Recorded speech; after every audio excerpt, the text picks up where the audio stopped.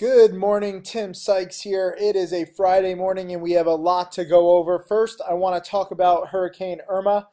Thank you for all the well wishes. My family has evacuated Miami, so we're okay. Irma was also just downgraded to a Category 4, which is good, less than 5. And also, a lot of you guys are messaging me like you're worried about the conference. My annual conference is on the 16th. We have 10 spots left because a few people have canceled due to the hurricane. I don't know why. This is September 16th through 18th, okay? So I'm making this video on September 8th right now. The conference begins roughly 8 days from today. Irma is going to hit the Miami-Orlando area on Monday, okay? Let's just do the math here. The hurricane, which just got downgraded, is going to happen on Monday. That is more than enough time for Tuesday, Wednesday, Thursday, and Friday before the conference begins. It blows my mind that so many of you are so concerned. I know it's not like a perfect science, maybe it'll hit on Tuesday, but it's not like the hurricane is hitting on Friday or even Thursday or even Wednesday. There's plenty of time, and the good news is, it's decreasing in strength, and the conference will go on. The conference is scheduled on Saturday, Sunday, and Monday, and, so far everything is looking good for the conference to still go on. But we do have 10 seats because 10 of you have canceled. You're concerned about the hurricane. I get it that you guys are concerned. I wish you were this concerned about your trading.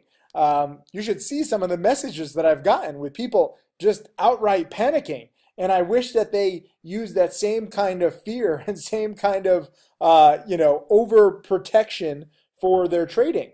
And in fact, I've replied to some of you. I said, wow, I've seen your trades. You trade very aggressively. Sometimes you leave your trade in the middle of it and you go off and then you come back and you're down. And yet you're worried about a hurricane that's going to hit, 4 or 5 days in advance. It blows my mind. Anyways, the conference is still on. I want to reassure you guys. I don't want to keep answering all these messages. We do have 10 spots now because, a few people have canceled. So take advantage if you are in the Orlando area. It's going to be amazing. I'm excited. And, I do feel bad for all the people in the path of Hurricane Irma. Let's pray for them, and let's pray that it keeps getting downgraded. But let's talk about some trades. I just wanted to get that off my chest. Yesterday, pre-market, I did this video, how to deal with missed trades. I missed the PULM short because there were no shares to short. For me, although a few students did manage to find some shares, so props to them. And I also missed the MGTI dip buy because it didn't dip as much as I wanted. And, I had done this video the day before when I had missed the trades, but literally when I posted this, there was a massive trade.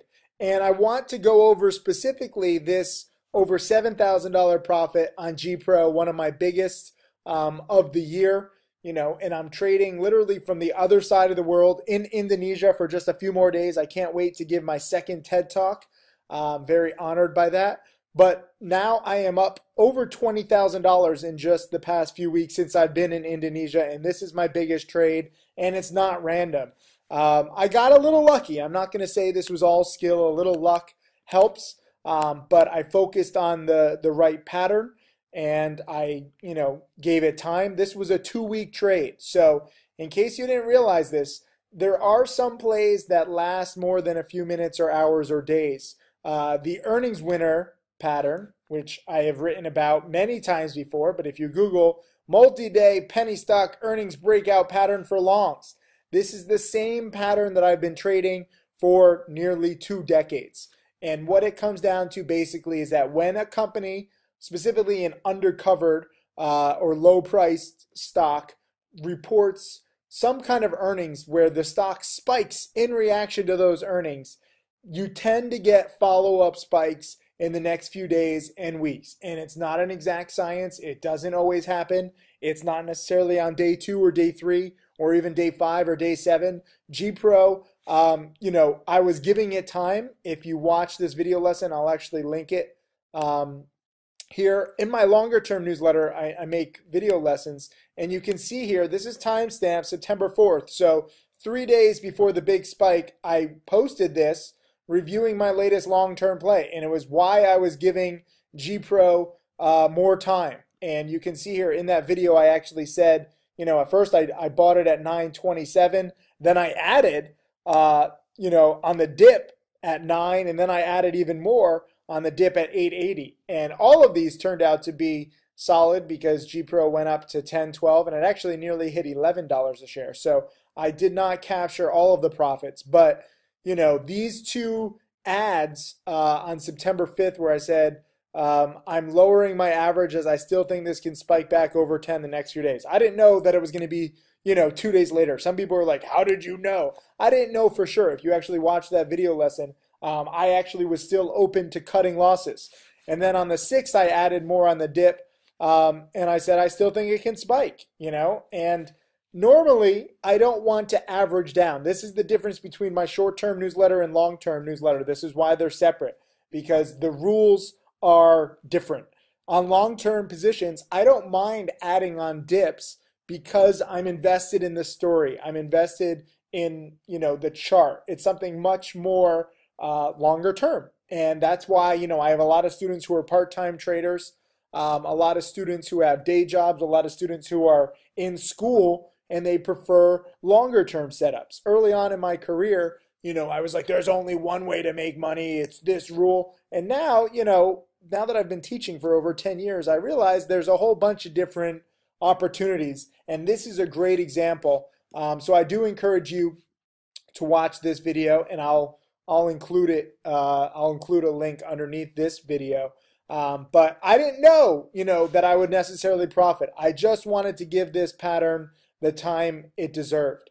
And here is GoPro's chart. It's an ugly chart over 1 year, okay? But it also has a pretty solid base here at $8 a share. And you can see this spike in early August was in reaction to earnings. And I actually had a short-term position in the mid-9s because it was a breakout above 940.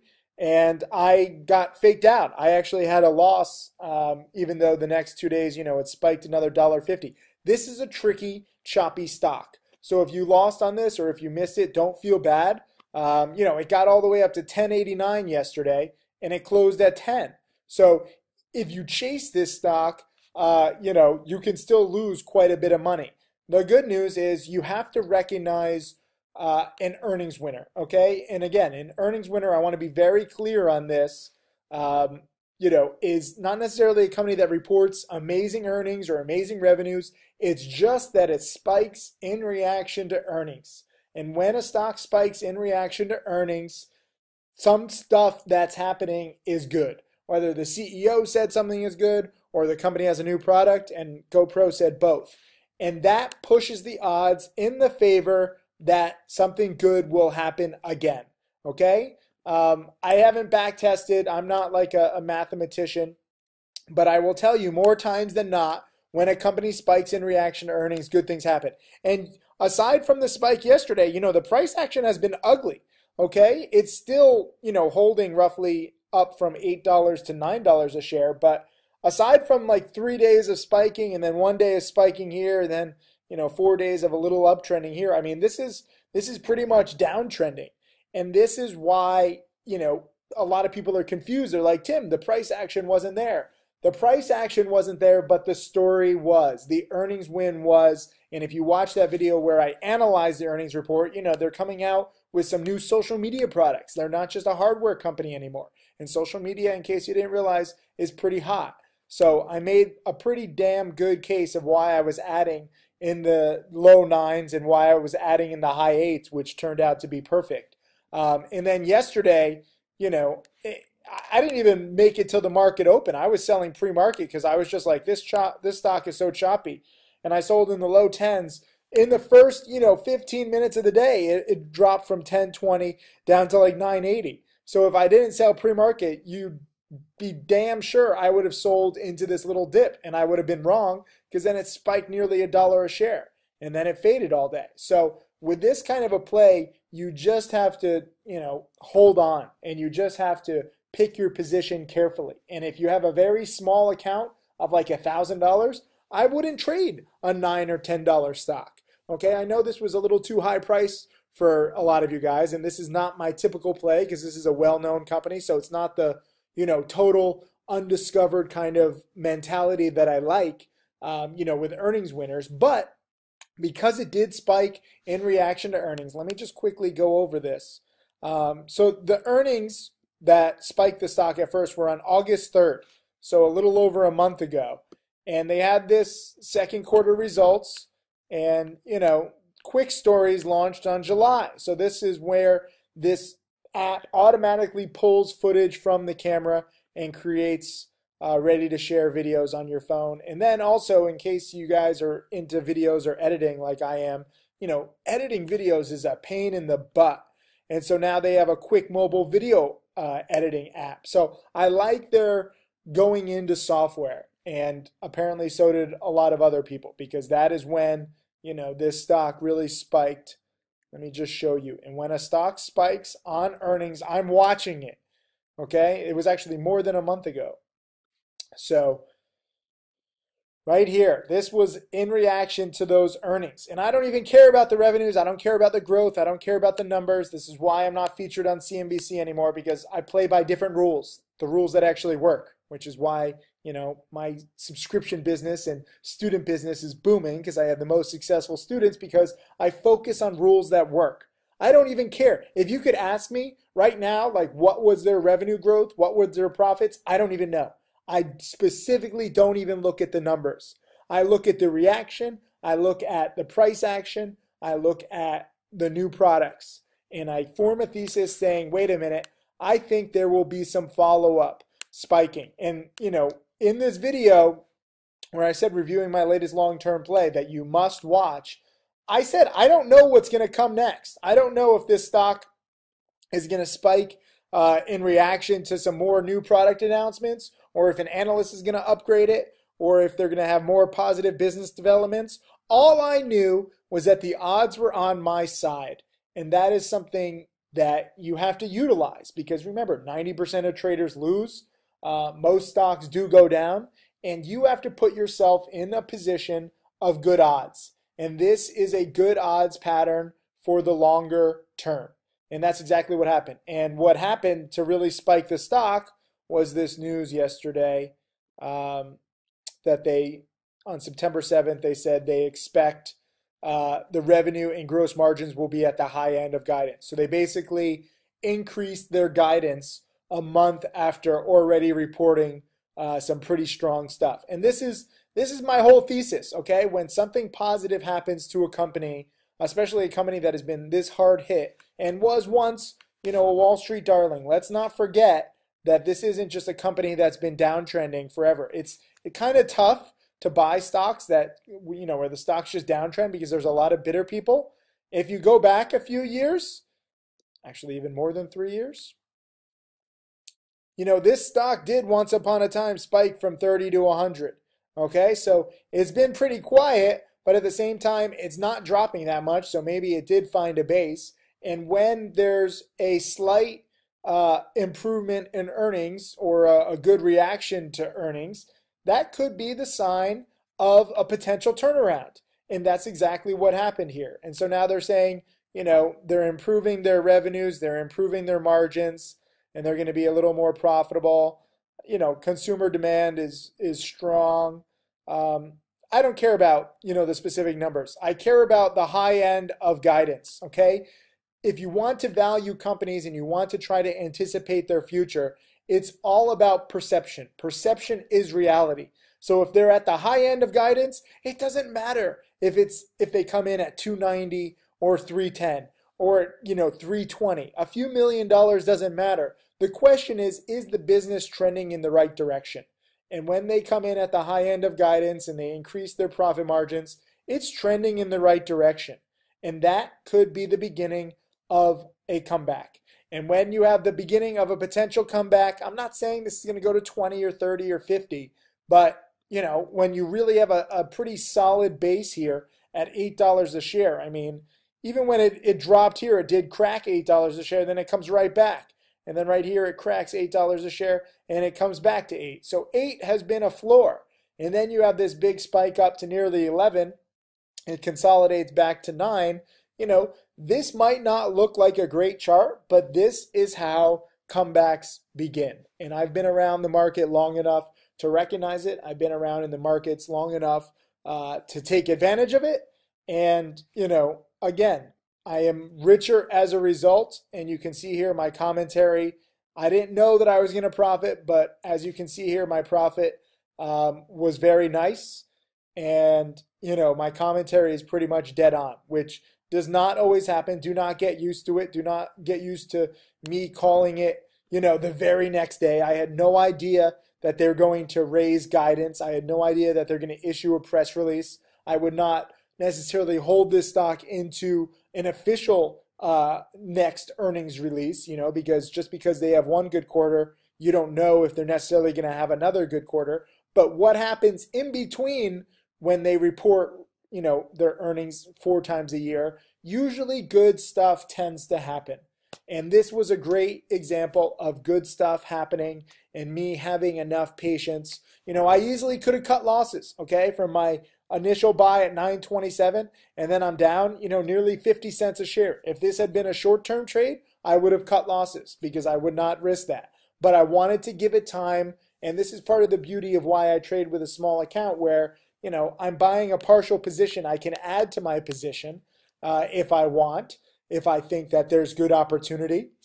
And as you can see here, I did not, time it well at first with my first buy, either on the date or at the price, but I had enough patience to give it time. I've seen, a few hundred of these plays over the past. So it worked out, and this was a very nice profit. And more important than just the money it's a nice lesson, because this multi-day earnings winner pattern.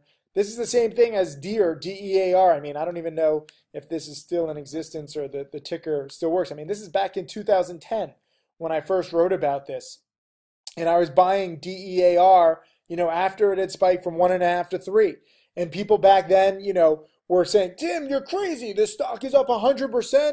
It was nearly $1 a share. Why are you buying it? Because earnings winners can keep going. And sure enough, in 3 days, it went from 2.5 to 5.5. And I didn't hold on the whole time. I never do. I take my singles, but I'm on the right track and I'm on the right trend. And a lot of you guys say, hey, Tim, what pushes up stocks? What should I be looking for? When a company reports earnings and the stock spikes and it holds its spikes, and it comes back near its highs, that's what you should really be looking for. You actually didn't have to buy DEAR.